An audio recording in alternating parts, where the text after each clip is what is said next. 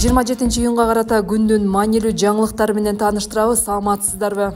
Бастрыкин Орусия бийлиги мигранттарды кармап алып, Украинага окоп казганга жөнөтүп жатканын билдирди. Орусиянын тергөө комитетинин башчысы Александр Бастрыкин алар Орусиянын паспортун алган жарандарды Украинага согушка жөнөтүп жатканын билдирди. Ал муну мигранттардын санын кыскартуу боюнча фишка деп атады. Биз билесиңерби, мигранттар Орусиядан акырындап кете баштаганына алып келген фишканы таптык. Биз андай аскердик каттоого тургусу келбеген, бирок жарандык алгандардын 30 миңден ашыгын кармадык. Алардын ичинен 10 миңдейи атайын аскердик операция аймагына жөнөтүлдү деп билдирди Бастрыкин. Анын айтымында Орусиянын мыйзамдарына ылайык жарандык алгандар аскердик каттоого турганга милдеттүү жана керек болсо согушка катышышы керек. Ал Орусияга эмне үчүн андай мигранттар керек деген өзүнүн суроосуна күлүп, окоп казганга жана бекемдөө курулуштарын курганга жумушчу колдор керек деп жооп берди. Ошондой эле 2024-жылы 4 айдын ичинде Москва облусунан жана Санкт-Петербургка дээрлик 3 миллион мигрант келгенин кошумчалады. Бастрыкин буга чейин да Украинага согушка мигранттарды жөнөтүү жана миграциялык көзөмөлдү күчөтүү керектигин айтып келген. Ошол эле кезде Борбор Азиянын бийликтери өз жарандарынын согушка катышуусу жалданмачылык беренеси боюнча кылмышка баруу катары бааланарын бир эмес бир нече жолу айтып келишет.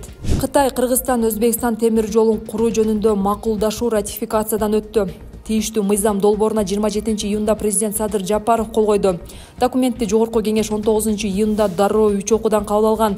Бул мыйзамдын максаты Кытай, Кыргызстан жана Өзбекстандын өкмөттөрүнүн ортосундагы темир жол долбоорун биргелешип илгерилетүүдө кызматташуу жөнүндө макулдашуулардын күчүнө кириши үчүн зарыл болгон мамлекеттик ички жол жоболорду жүзөгө ашыруу болуп саналат. Мыйзам Кытай, Кыргызстан, Өзбекстан темир жолун куруу долбоорун иш жүзүндө ишке ашырууну баштоого мүмкүндүк берет. Жаңы темир жол коридору Евразия континенталдык көпүрөсүнүн түштүк бутагына айланат жана түштүк-чыгыш, Батыш Азия жана жакынкы чыгыштын рынокторуна жол ачат.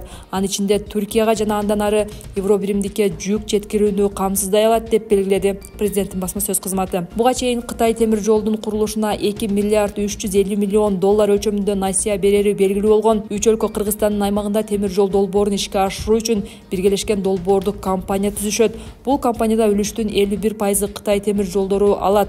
Ал эми Кыргыз темир жолу жана Өзбекстандын темир жолдоруна 24,5%дан үлүш тиет. Президенттин айтымында салынган каражаттар акталганда эки тарап долбоордон чыгып 100% Кыргызстанда калат. Жогорку кеңеш саясий репрессиянын курмандыктарын аныктоо боюнча мыйзам долбоорун кабыл алды. Жогорку кеңештин депутаттары 27-июндагы жыйынында 1918-1953 жылдардагы саясий жана диний көз караштары үчүн репрессиядан жабыркаган жарандарды реабилитациялоо жөнүндө мыйзам долбоорун карап, 3 окуудан кабыл алышты. Парламентарийлер документте СССРдын 1961 жылга чейинки Кыргызстандын аймагында колдонулган 1922 жана 1926 жылдагы жазык кодексинин айрым беренелери боюнча соттолгон жарандар реабилитацияланууга тийиш деген берене менен толуктоону сунуштап жатышат. Саясий репрессиянын белгилери катары бийликтин кызыл террор жөнүндөгү токтомунун негизинде кабыл алынган чечимдери, басмачылыкка каршы күрөшүү боюнча көрсөтмөлөрү, мамлекеттик кылмыштар жөнүндөгү жоболор, байлыкка, манаптыкка жана кулактарга каршы күрөш боюнча токтомдор саналары белгиленген.